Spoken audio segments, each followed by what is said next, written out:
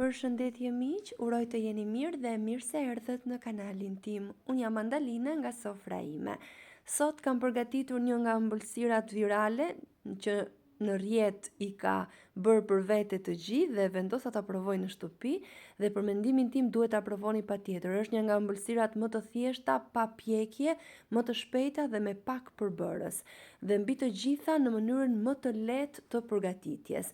Fillojmë pa humbur kohë nga përgatitja. Kam përdorur 200 gram biskota të thjeshta me kakao i kam zgjedhur unë, mund t'i zgjidhni edhe pa kakao sipas dëshirës tuaj.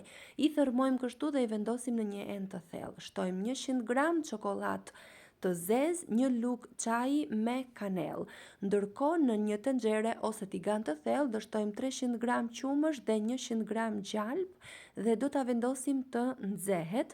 Pasi është gati, do t'i bashkojmë të dyja masat.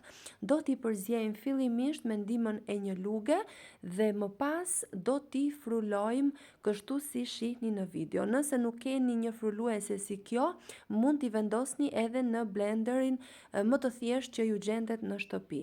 Mjafton ta përzieni dhe të krijohet kjo masë kremoze që do shihni tani.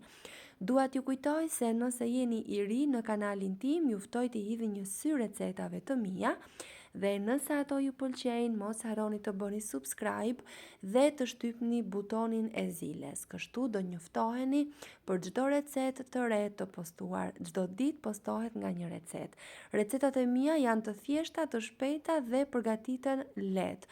Janë receta të cilat unë i përgatis për familjen time dhe i ndaj me ju për t'ju dhënë një ide për vaktin e radhës. Siç e shihni, masa është bërë super kremoze, menjëherë vendosim atë në forma ose në gota si në rastin tim dhe është gati, e shoqërojmë me fruta të thata, kam zgjedhur unë dhe pak çokoladë të thërmuar.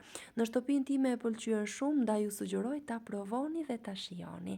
Nëse ju pëlqeu kjo video, për të më mbështetur, mos harroni të bëni like dhe të lini përshtypjen tuaj në koment. Për ju është shumë e thjeshtë, ndërsa për mua është mjaft e rëndësishme për të më motivuar për të vazhduar më tej. Unë ju falenderoj për të gjithë vëmendjen që ju kushtoni recetave të mia. Dëgjohemi në recetën e radhës. Faleminderit.